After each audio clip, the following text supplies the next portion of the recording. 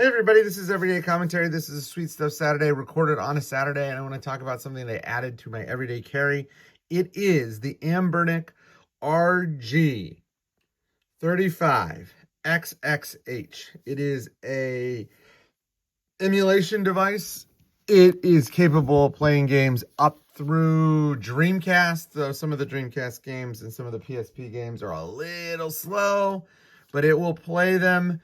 It is currently housing a 64-bit memory card, 64 gigabit memory card, and it has about 5,000 games on it. Here, I'm going to power it up, and you can see I was playing Marvel vs. Capcom 2.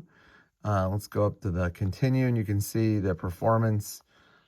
It's pretty good. I mean, you know, like for a kid that grew up on a Genesis, this is like insanely great. For my son who grew up on an Xbox X, this is like, not bad, but like nothing to write home about. The games on here range from some pretty terrible Wonder Swan black and white games to, you know, games like this where they're pretty spectacular. I mean, visually spectacular. Like, if you follow video games at all, you know that Riot is making their own fighting game called 2XKO, and it runs on Unreal 5, and it looks gorgeous. This does not look that much worse. This is all hand-drawn, cel-shaded stuff, or hand-drawn sprites, so it'll hold up for a lot longer than the polygons. And one of the things that I realized in playing this game is that those old polygon games are absolutely atrocious. They are so freaking terrible. The device itself runs on some random chipset. It's all of the emulators are built in China. They all require a little bit of work. These are not like take it out of the box and run. You can do that, and they do okay.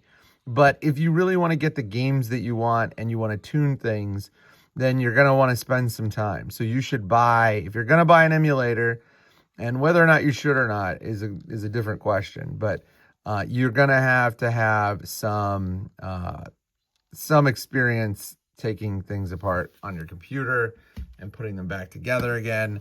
Not the computer itself, but the device. You can take out the SD card. The SD cards that come with them tend to be pretty shitty, so just buy an extra SD card and then buy an SD card reader if you don't have it. They all run on micro SD cards, or most of them do. Before this one, I got a Miu Flip, and it was not anywhere near as nice as the Anbernic. It was about the same level of power, and it was a clamshell. It was the Miu Mini, or it was the Miu Flip V2, but it was just, it felt cheap. And at some point, it stopped being able to save things. So I could play games, but I couldn't save my spots in games, and I couldn't put new games on. And I switched the cards out, and that wasn't the problem. I redid the OS, and that wasn't the problem. So I returned that, and I got this guy, and I'm glad I did. I'm going on a trip, and I'm going to my 93-year-old grandmother's house, and I'm fairly certain she does not have internet. And so I wanted to have something to do while I was on the trip and while I was flying. The other thing is, I recently went to a gaming convention with my son, and he and I played in the free play spot, and we could have played some vintage games, some old games, but he just had no interest in playing old games. So my thought was, I would get this. It looked like a cool technical gadget, which would make him want to play it. And then I would put old games on it, and he'd be like, man, these things are ugly, but the gameplay is great. Or, like with the game you just saw, or some of the SNK games, or some of the nicer Sega games, and nicer SNES games, they still hold up pretty well. I mean, they look pretty good. You know, the gameplay is obviously great on some of those old games. But, like, Earthworm Jim 2 looks great. I'm just going to say it. Like, that game still looks fantastic. And it's because instead of trying to go ultra realistic, they went cartoony. And it just turned out to be something that holds up really, really well. And there's a bunch of games like that. And that's why I think that, like, if you are any kind of gamer, a device like this is not required. But why not? I mean, it was $70. and like I can stash it in my pocket. This is truly pocketable. It is almost exactly the same size as my iPhone. It's a little thicker, but it will drop in the pocket pretty easy. It charges via USB-C, and it has Bluetooth and wireless. It also has, does it have a plug? Yeah, it has a plug for headphones. It's got everything you really need to make this run. 20 years ago, this would be like the greatest thing on the planet. 30 years ago, and you would have been the king of all the kids in your neighborhood having this device. It plays Neo Geo games, which I could never afford a Neo Geo at the time, and they still look great. So like, there's a bunch of stuff out there. It has stereo speakers that are obviously garbage because, you know, you can't get good stereo speakers. And there's no stereo separation when they're that small. And it has bumpers on the top. The bumpers are clicky. Listen. They're pretty clicky, kind of loud. The face buttons, not as clicky. They do not have like that button wobble you would expect on a cheaper device. The D-pad is a little stiff and a little too close to the thumbsticks. But you know, for what you're paying, you're getting a ton of performance. One of the things about the games are you're gonna get the games on the internet. You just type in ROMs. Most of them are on Internet Archive, and you get like the whole system, right? Like every game in the Genesis, or as it was called in Japan, the Mega Drive library. So you're gonna look for Genesis ROMs, and it will show Mega Drive. You drop them in there. I'm using RetroArch, which is an operating system that you can use to run ROMs on devices like this. And I'm not going to spend time scraping the box art. I just don't care. I wanted something that could play the games, and I'm not making this like the perfect game system for me, because like it's probably not going to be the game system I use the most. It's going to be my iPhone, but I can't use my iPhone or when I want to play old games, or when I want my son to play old games.